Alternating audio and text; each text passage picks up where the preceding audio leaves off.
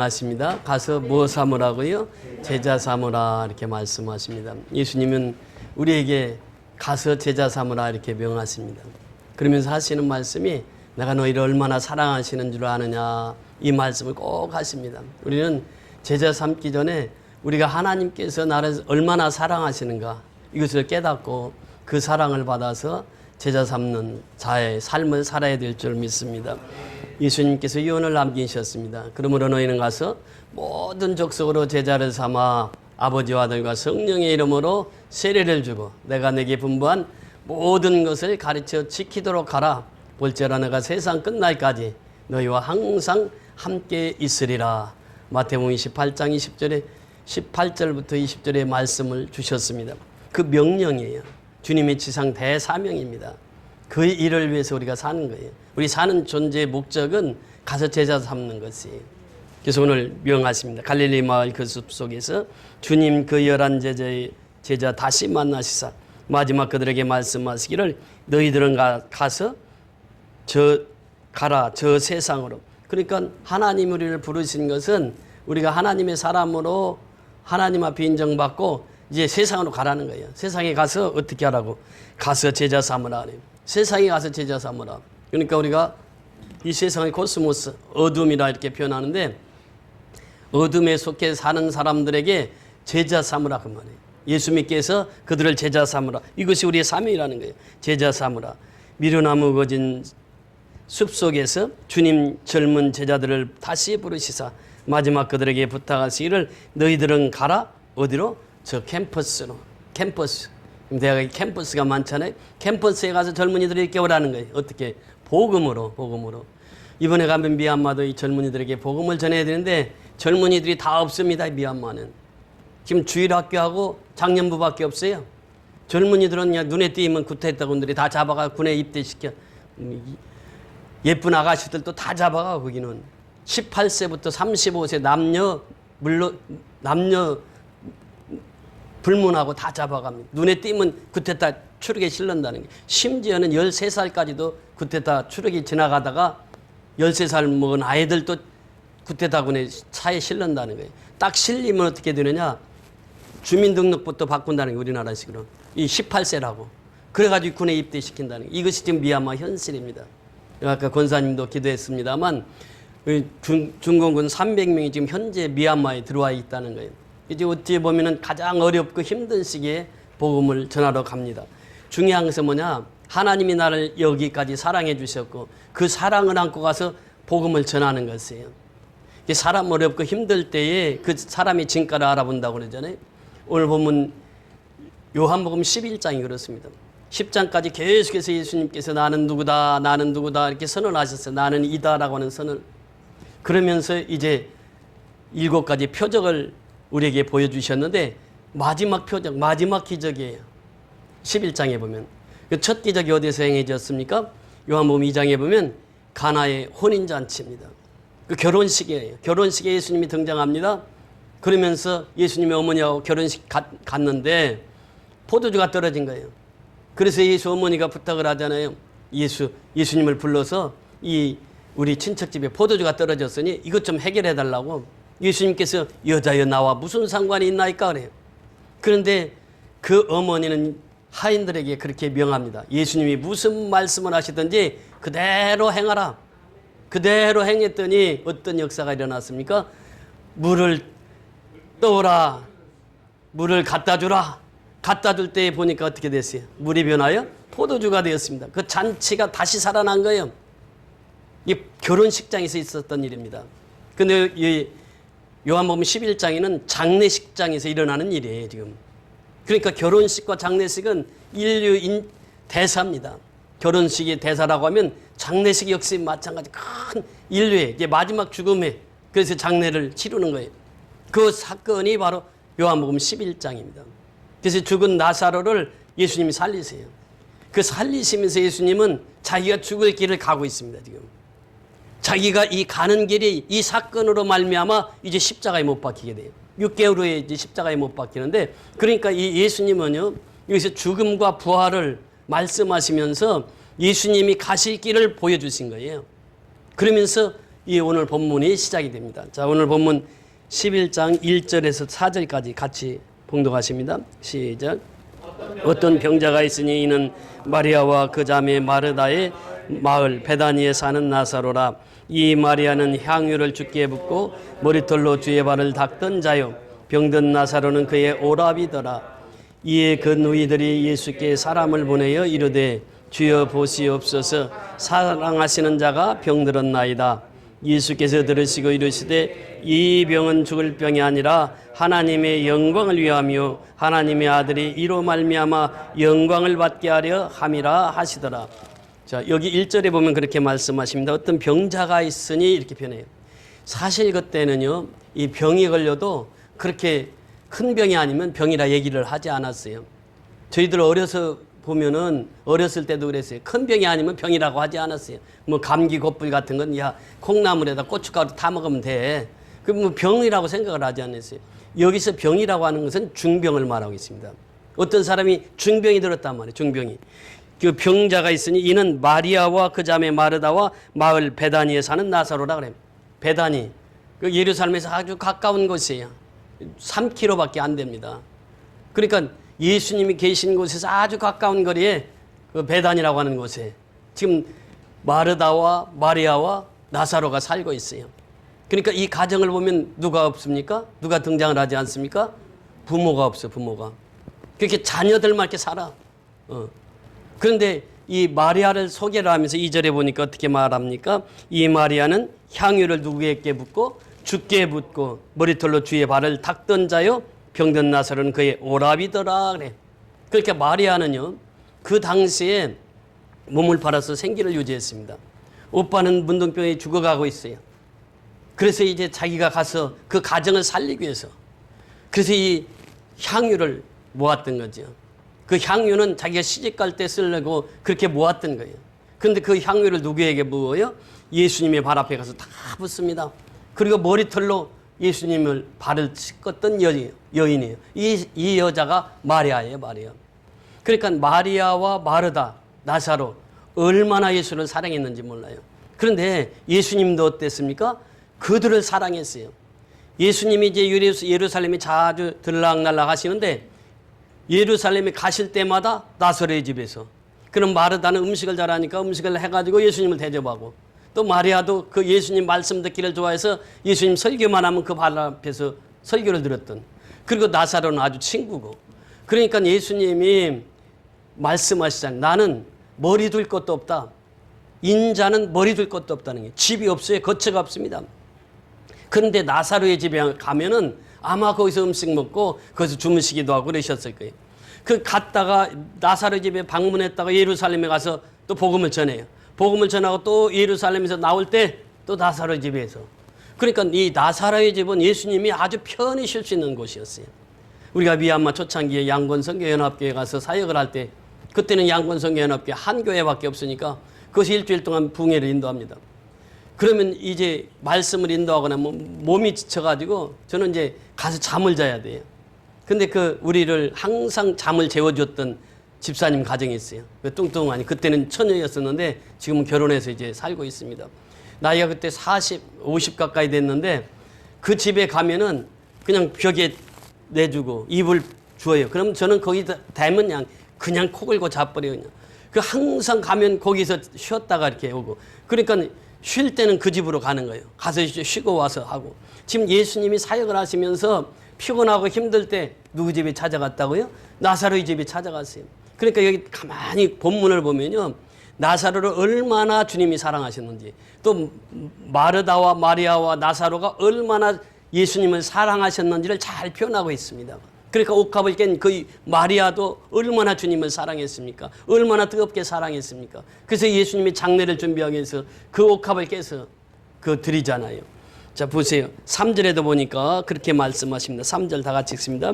이에 그 너희들이 예수께 사람을 보내어 이르되 주여 보시옵소서, 사랑하는 자가 병들었나이다 하니. 주여 보시옵소서 그래요. 누가 병들었다고요? 사랑하는 자가 병들었나이다 그래요. 그러니까 지금 예수님이 얼마나 나사로를 사랑했는지 다 아는 거예요. 그 마리아와 마르다가 인편을 보내는 거예요. 가까우니까 3km밖에 안 되니까 예수님이 계시는 곳이. 예수님에게 말씀하시는 거예요. 주께서 그래. 주께서. 누가? 주가 누구입니까? 예수께서 사랑하시는 자가 병들었나이다 그래요. 그러니까 다 알아요. 동네 사람들도 다 알고 마르다도 그렇게 나사로를 사랑하는 줄을, 예수님이 사랑하시는 것을 다 알아요. 그래서 주께서 사랑하시는 자가 병들었나이다. 주께서. 핵심은 사랑입니다. 이게. 이 본문의 전체의 핵심은 사랑이에요. 나사로의 죽음과 부활, 이거 중요해요. 그런데 예수님에게 사랑하심으로 이 사역을 통해서 그 사랑을 보여주신 거예요. 그러니까 하나님께서 우리를 얼마나 사랑하시는가, 이것을 내가 깨닫는 것이 뭐냐? 기독교인의 삶입니다. 기독교인은 하나님이 나를 얼마나 사랑하시는가, 이것을 깨닫는 것이에요. 그런데 예수님께서 인편을 보냈을 때 예수님께서 그 인편을 통해서 듣습니다. 4절 다 같이 읽습니다. 시작. 예수께서 들으시고 이르시되 이 병은 죽을 병이 아니라 하나님의 영광을 위하며 하나님의 아들이 이로 말미암아 영광을 받게 하려 함이라 하시더라.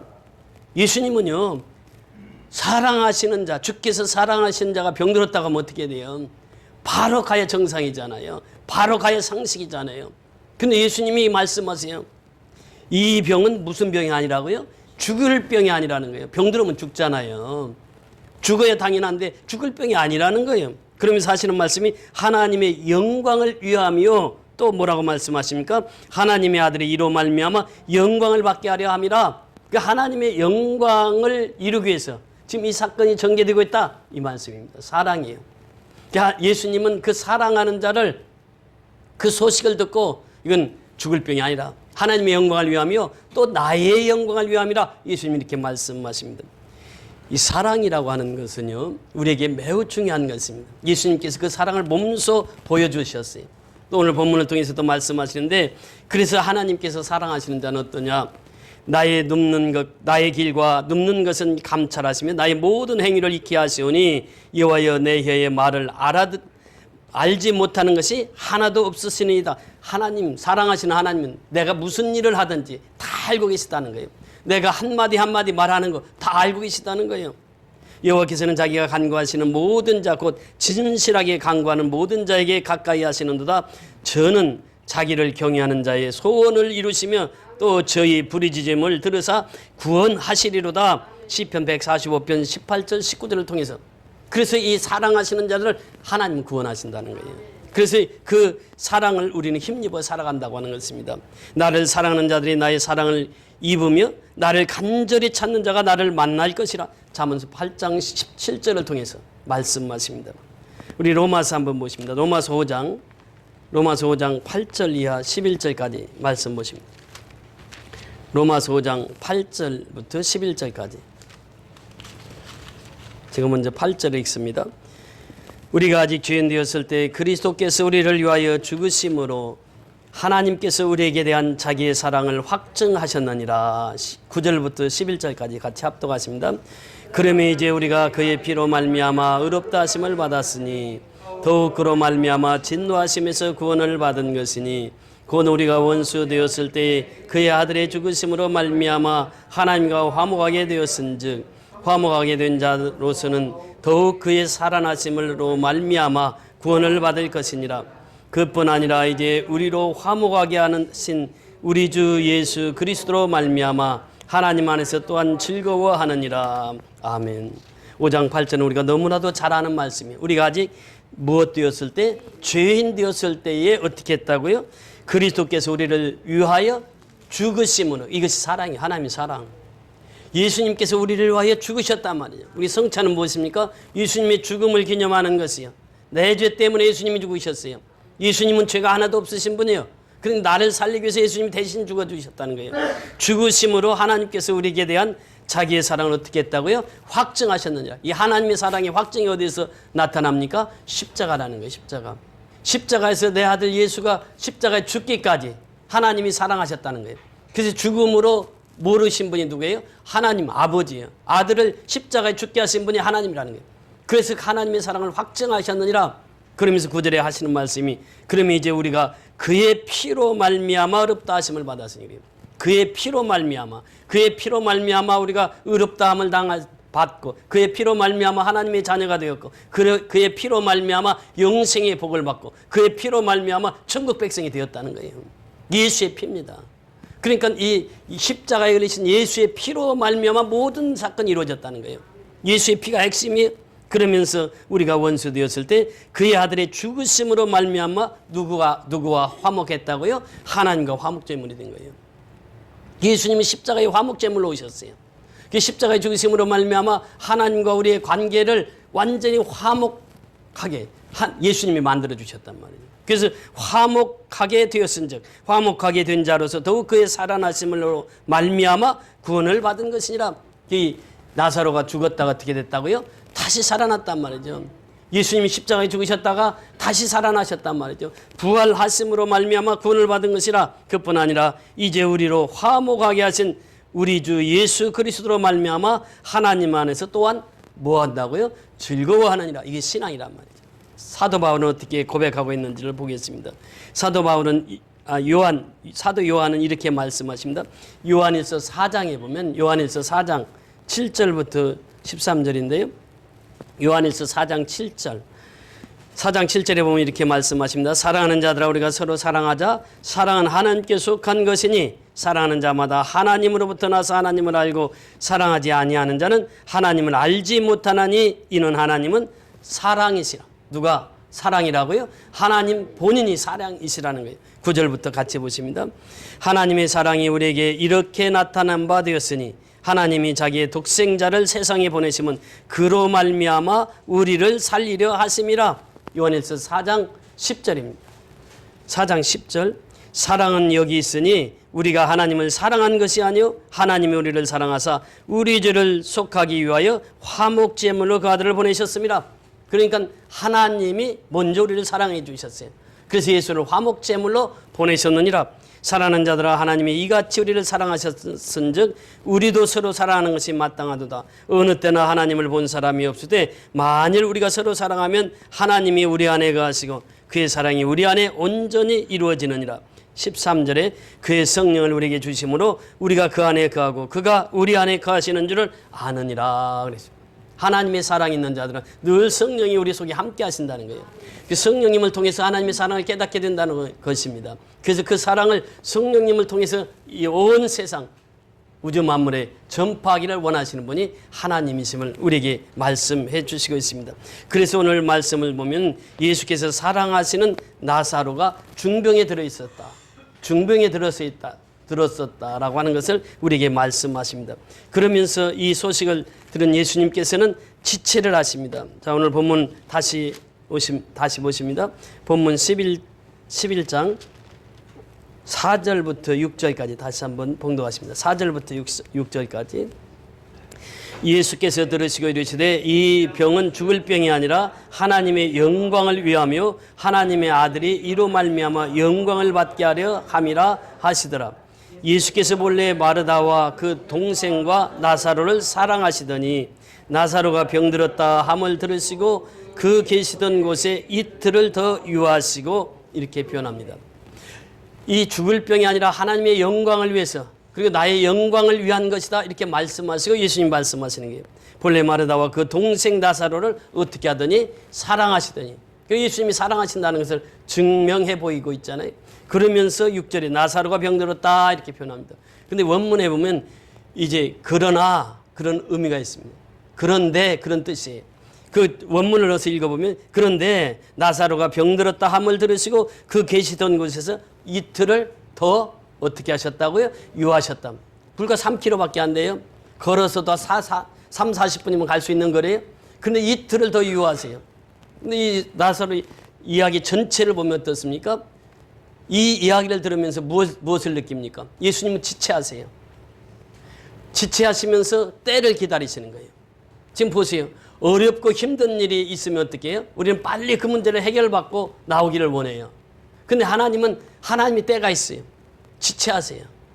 여기서 지체하시면서 그 때를 기다리시는 거예요. 예수님은 그 지체하시면서 바로 가지 않아요. 이틀을 더 유하시고 그리고 이 나사로가 어찌 보면 죽을 때까지 기다렸던 것이죠. 그 이제 나사로가 중병에 들어서 죽었어요. 죽고 며칠 만에 예수님이 거기 가십니까? 나흘이 됐어요. 그러니까 그 일주일 동안을 예수님이 그 찾아보지 않았단 말이죠. 그 하나님의 계획이 있었어요. 예수님의 뜻이 있었단 말이죠. 이 나사로가 죽었어요. 죽고 나서 장례를 치를 때 그때 예수님이 가신 거예요. 그래 가서 그 죽은 나사로를 살리시잖아요. 자, 여기서 보면은 이제 지체하셨다. 하나님의 일은 내가 기도한다고 해서 금방 응답되는 것도 있지만 기다리라 라고 하는, 기다려라. 왜? 아버지의 뜻이 이루어질 때까지 기다려라. 이것이 바로 오늘 본문을 통해서 지체하시는 하나님이에요. 왜? 더 좋은 시간에, 더 좋은 때에, 더 좋은 것으로 주시기 위함입니다. 그래서 지체하라. 이 지체. 이 예수님이 지체하신 목적이 바로 그것입니다. 이 나사로가 죽어야 돼. 나사로가 죽어야 죽은 자 가운데서 다시 살 수 있었단 말이죠. 그래서 예수님이 지체하신 것이에요. 자, 7절부터 10절까지 같이 읽습니다. 시작. 그 후에 제자들에게 이르시되 유대로 다시 가자 하시니 제자들이 말하되 나비여 방금도 유대인들이 돌로 치려 하였는데 또 그리로 가시려 하나이까. 예수께서 대답하시되 낮이 12시간이 아니냐. 사람이 낮에 다니면 이 세상의 빛을 보므로 실족하지 아니하고 밤에 다니면 빛이 그 사람 안에 없는 거로 실족하느니라. 그 후에 제자들에게 이르시되 어디로 가자고요? 유대로 어떻게 다시 가자 그래요. 예수님이 유대로 다시 가자. 유대는 어떤 땅입니까? 지금 실로암에서 맹인을 치유해가지고 이제 치유한 사건 때문에 유대인들이 어떻게 했어요? 돌로 들어서 예수님을 치료했단 말이죠. 예수님이 말씀하시기를 아버지와 나는 하나다 이렇게 선언을 하십니다. 그러니까 돌로 들어서 치려고 했을 때 예수님이 피신하잖아요. 그 피신해서 간 곳이에요. 근데 예수님은 다시 어디로 가자고요? 유대로 가자. 예수님은 지금 여기 이 사건부터는 이제 십자가를 지러 가시는 거예요. 이 사건이 있고 나서 이제 6개월 후에 십자가에 예수님이 죽으시거든요. 그러니까 예수님은 아셨어. 자기가 죽으러 가는 길을 아셨어요. 그러면서 제자들에게 다시 유대로 가자 이렇게 말씀하십니다. 그러면서 8절에 그 제자들의 반응이 나오잖아요. 제자들이 말하되 나비여 방금도 유대인들이 돌로 치려 하였는데 또 그리로 가시려 하나이까. 죽으러 가시려 하나이까. 방금 돌로 쳐서 예수님 죽이려고 했잖아요. 그런데 그대로 또 가자고요. 그러면서 하시는 말씀이 9절 10절입니다. 예수께서 대답하시되 낮이 12시간이 아니냐. 사람이 낮에 다니면 이 세상의 빛을 보므로 실족하지 아니하고 밤에 다니면 빛이 그 사람 안에 없는 거로 실족하느니라. 여기서 핵심은 밤낮을 통해서 낮에는 뭐가 있습니까? 빛이 있다고 하는 게, 밤에는 어둠이에요. 그러니까 여기에서 낮과 밤을 예수님께서 표현할 때 낮이라고 하는 것은 하나님이 일할 수 있는 시간이 있어요. 그리고 밤이라고 하는 것은 하나님이 일할 수 없는 시간이 있다는 거예요. 그렇잖아요. 우리가 평생 하나님의 일을 할 것 같아도 내가 중병이 들면 할 수 있어요? 없어요? 할 수 없어요. 일할 수 없는 때가 온다는 거예요. 밤이 온다는 거예요. 그 낮에는 어떻게 알아? 하나님의 일하라. 낮에는. 그러니까 우리가 미얀마를 가는 거예요. 지금 위험을 무릅쓰고 가는 이유는 하나님께서는 낮은 빛의 시간이라는 거예요. 빛의 시간. 빛이 있단 말이죠. 빛에 있을 동안 어떻게 하라고요? 가서 일하라는 거예요. 무슨 일을? 아버지의 일을 하라는 거예요. 그래서 우리는 낮에는 하나님의 일을 하는 자가 되어야 된다는 것입니다. 그러면서 잠언서 4장 18절 19절에 보니까 의인의 길은 돋는 햇볕 같아서 점점 빛나서 원만한 광명에 이르거니와 악인의 길은 어둠 같아서 그가 거쳐 넘어져도 그것이 무엇인지 깨닫지 못하느니라. 또 요한복음 12장 35절에 보니까 예수께서 가라사대 아직 잠시 동안 빛이 너희 중에 있으니 빛이 있을 동안에 다녀 어둠에 붙잡히지 않게 하라. 어둠에 다니는 자는 그 가는 바를 알지 못하느니라. 예수 믿는 시간이 바로 빛의 시간이에요. 우리 속에 예수가 있으면 그 빛의 삶을 사는 거예요. 그런데 어둠의 때가 온단 말이에요. 밤이 온다는 것이에요. 빛이 있을 동안 아버지 일을 하라. 여기서 본 나사로가 중병이 들었습니다. 중병이 들었을 때마다 하나님께서 우리에게 명하시는 것이 있죠. 어떻게 하라고? 우리가 고난당할 때 어떻게 하라고? 하나님 앞에 부르짖으라고 하는 것이에요. 출애굽기 3장 7절에 보면 그렇게 말씀하십니다. 3장 7절에 출애굽기 3장 7절에 여호와께서 이르시되 내가 애굽에 있는 내 백성의 고통을 분명히 보고 그들이 그들의 감독자로 말미암아 부르짖음을 듣고 그 근심을 알고 그랬습니다. 지금 이 출애굽의 역사를 통해서 모세를 부르십니다. 모세를 부르셔서 모세야 모세야 내 선 땅은 뭐예요? 거룩한 땅이니 신을 벗으라. 그래서 모세를 불러요. 불러가지고 모세를 통해서 이제 모세에게 말씀하신 하나님께서 말씀하시기를 뭐라고 말씀하세요? 여호와께서 이르시되 내가 애굽에 있는 내 백성의 고통을 분명히 보고, 고통을 누가 보고 계세요? 하나님이 보고 계신다는 거예요. 내 고통을 분명히 보고 그들이 그들의 감독자로 말미암아 부르짖음은 어떻게? 부르짖음을 듣고 계신단 말이죠. 우리가 지금 부르짖잖아요. 이 나라 이 민족을 위해서 하나님 앞에 부르짖어 기도합니다. 부르짖음을 하나님이 들으신다는 거예요. 그러면서 그 근심을 알고 우리가 얼마나 근심 속에 있습니까? 그 근심을 하나님이 다 하신다는 거예요. 그렇게 세 가지 여기서 그들을 보고 또 듣고 또 알고 이 세 단어를 통해서 하나님께서 우리에게 세미하게 말씀하십니다.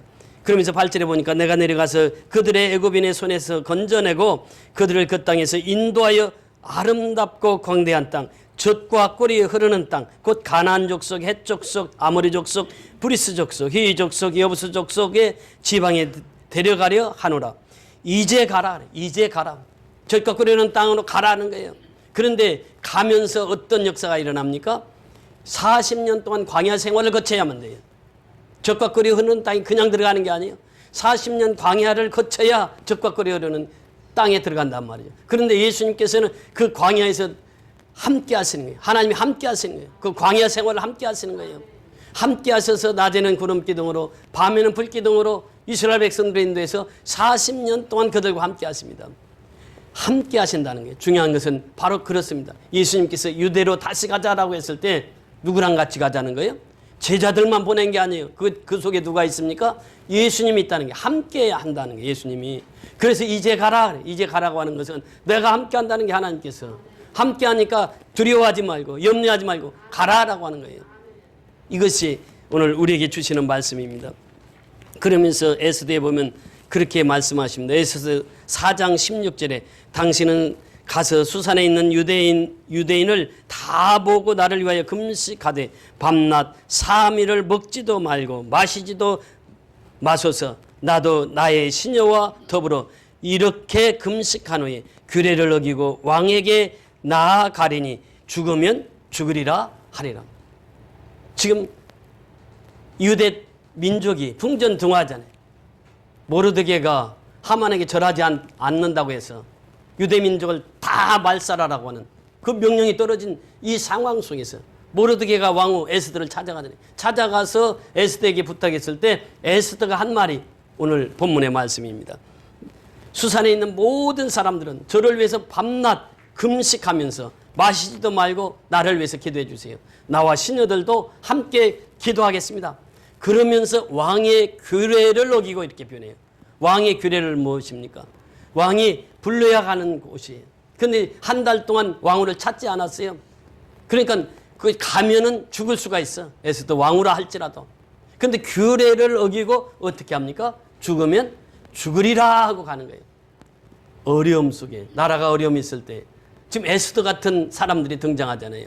하나님께서는 에스더를 통해서 유다 민족을 다 살립니다. 그 풍전등화기에 있던 유대 민족의 에스더라고 하는 한 사람을 통해서 유대 민족 전체를 살리는 그 역사를 우리가 보게 되는 것입니다. 그러면서 이사야서 43장 1절로 3절에 보면 그렇게 말씀하십니다. 이사야 선지자를 통해서 이스라엘 백성들이 그 어려움에 처했을 때 예수님께서 하나님께서 그렇게 말씀하십니다. 야곱아 너를 창조하신 여호와께서 지금 말씀하시느니라. 이스라엘에 너를 지으신 이가 말씀하시느니라. 너는 두려워하지 말라. 내가 너를 구속하였고 내가 너를 지명하여 불렀나니 너는 내 것이라. 내가 물 가운데로 지날 때 내가 너와 함께 할 것이라. 강을 건널 때 물이 너를 침몰하지 못할 것이며 내가 물 가운데 지날 때 타지도 아니할 것이요 불꽃이 너를 사르지도 못하리니 대전 나는 여호와 내 하나님이요 이스라엘의 거룩하니요 내 구원자임이라. 내가 애굽을 너희 속량물로 구수와 스바를 너를 대신하여 주었노라.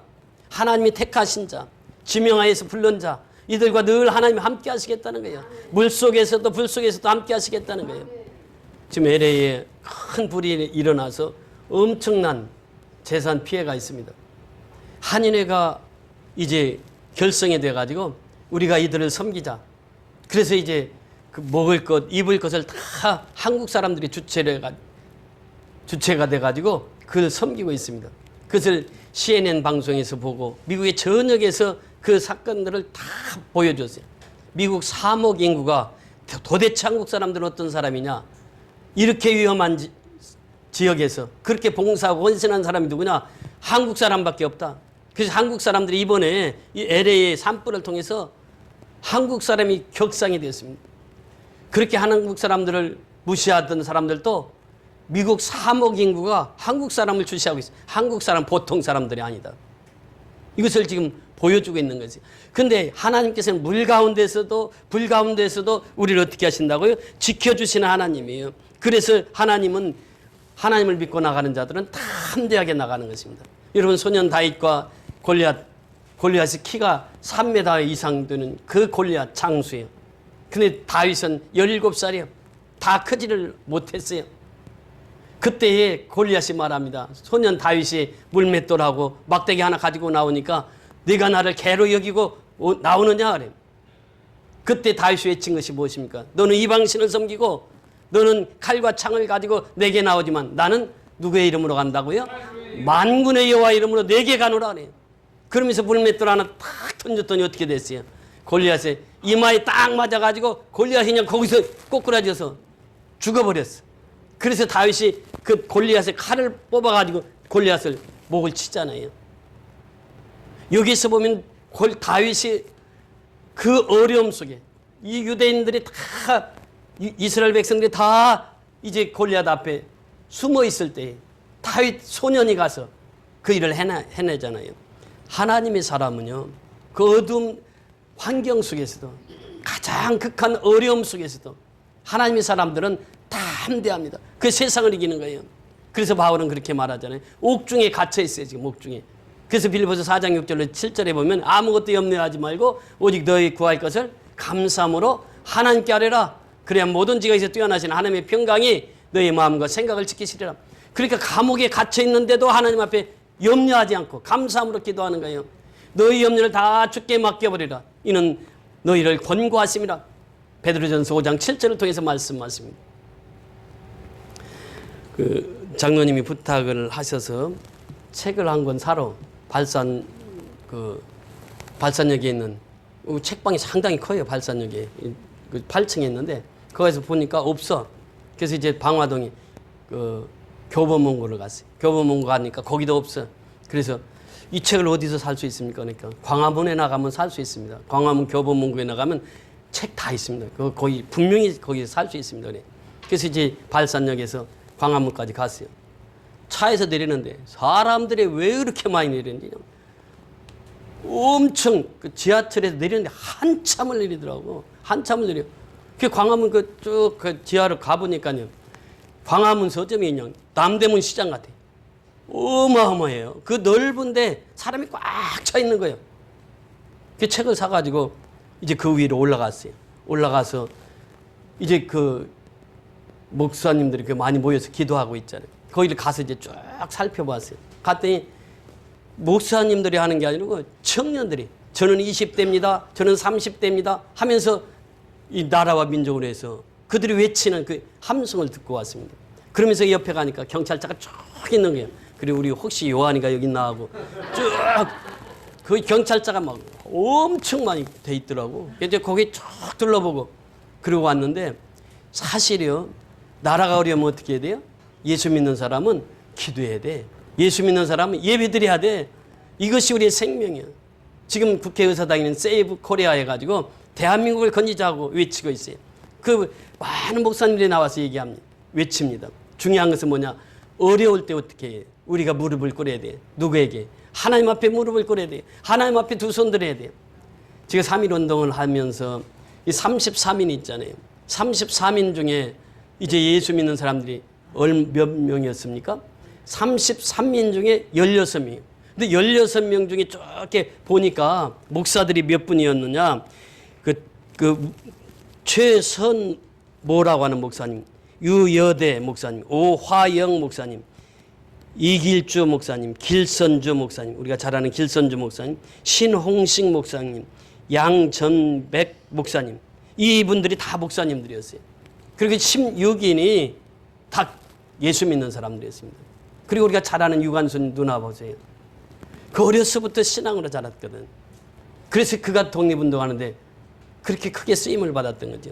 나라가 어려울 때는 누가 나라를 건집니까? 하나님이 건져주셔야 돼요.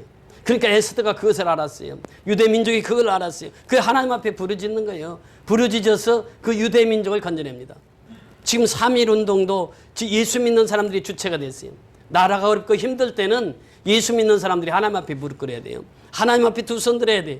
그래야 하나님께서 개입하셔서 이 나라를 평정케 해주실 줄 믿습니다. 지금 미얀마가 보통 문제가 아니에요. 지금 중공군이 들어와 있죠. 또 우리가 가는 비행기가 직항인데 왜 또 베트남을 경유해서 가야 되냐고. 베트남을 경유해서 가는 게 지금 또 1시간이 더 연장이 됐어요. 그렇게 여행사에서도 연락이 왔어요. 목사님 이런 일은 없었는데요. 모르겠어 왜 그러는지. 그러니까 하나님께서 계속 연단과 시련을 통해서 그 사역을 이제 보세요. 이 30일자 사역은 예전보다도 더 크게 하나님이 사용하실 줄 믿습니다. 왜냐하면 큰 사역을 앞에 놓고 마귀가 자꾸 시험을 해요. 그러면서 두려움을 주고. 그러나 우리 하나님 어때요? 승리의 하나님이시거든요. 그래서 너희가 세상에서 환난을 당하면 어떻게 하라고요? 담대하라. 내가 세상을 이겨노라 말씀하십니다. 그래서 오늘 이 중병에 들었던 나사로, 죽을 병에 들었던 나사로, 이 사건을 통해서 중병이 중요한 것이 아니라는 거예요. 나라의 어려움이 지금 중요한 것이 아니라는 거예요. 중요한 것은 뭐냐? 예수 믿는 사람들이 깨어나야 된다는 거예요. 예수 믿는 사람들이 나라와 민족을 위해서 기도해야 된다는 거예요. 예수 믿는 사람들이 그럼에도 불구하고 미얀마 가서 복음을 전해야 된다는 거예요. 위험이 있다 할지라도 우리가 멈춰서는 안 돼요. 이 생명의 복음은 멈추는 것이 아니에요. 계속 흘러나가야 돼요. 그래서 복음을 전파해서 아버지 나라를 확장시키는 것. 가서 제자 삼으라고 주님 말씀하시잖아요. 이것이 바로 우리의 사명이 되어야 될 줄 믿습니다. 그래서 우리가 힘들고 어려울 때 주저앉는 것이 아니라 하나님 앞에 나와서 무릎 꿇고 기도하고 두 손 들고 기도해서 하나님께서 이 나라를 개입해 주셔서 정말 지투국가로 나가기 위한 하나님의 과정인 줄 믿습니다. 그래서 이 젖과 꿀이 흐르는 땅 그냥 들어가는 것이 아니에요. 광야에 40년 사이 고통이 있습니다. 그 고통을 잘 견뎌나가야 젖과 꿀이 흐르는 가나안 땅에 갈 수 있는 것이에요. 오늘 우리의 현실도 그렇습니다. 현실에 보면 암울한 것 같아도 하나님의 계획이 있고 하나님의 뜻이 있어요. 그 뜻을 우리가 잘 이루어 나갈 수 있는 저와 여러분이 다 될 수 있기를 주의 이름으로 축원을 드립니다. 할렐루야. 고맙고 감사하신 아버지 은혜를 감사를 드립니다. 귀한 시간 우리에게 허락해 주시고 생명의 말씀을 은혜 받고 아버지 하나님 이제 오늘 이제 점심 식사 후에 미얀마로 향합니다. 오가는 여정을 주님께서 지켜주시고 그 땅에 아버지는 중공군이 들어와 있고 또 아버지 하나님 이제 극한 어려움 속에 있습니다. 이제 그 상황 속에서 생명의 복음을 전하고자 합니다. 내일은 경을 녹화 선교연합교회에서 일일 붕회를 하고자 합니다. 아버지 하나님 그곳에 모여서 함께 예배를 드리고 점심 식사를 같이 나누고자 합니다. 또 아버지 하나님 그 다음 날은 샬롬 교회 가서 복음을 전합니다. 아버지 하나님 이제 가는 곳마다 주의 성령께서 함께 해주셔서 그 사역이 아름답게 펼쳐질 수 있도록 축복하여 주시옵소서. 또 목요일 날은 모든 지교회들을 다 이제 양곤에 모아서 함께 부흥성회를 하고자 합니다. 주님 이 모든 스케줄에 주님 함께 해주셔서 아버지님 이제 주님께서 이 사역을 아름답게 사역하고 돌아올 수 있도록 인도해 주실 줄 믿고 감사를 드립니다. 특별히 아버지님 미얀마 선교 후원자들을 주님 기억하시고 저희들이 있기에 우리가 현장에 가서 복음을 전할 수 있습니다. 주의 성령께서 그들과도 함께 해주셔서 이번 선교 여행을 통해서 하나님의 놀라운 역사를 경험하고 돌아오는 복된 시간 되게 하옵소서. 예수 그리스도의 이름으로 감사하고 축복하며 기도드리옵나이다. 아멘.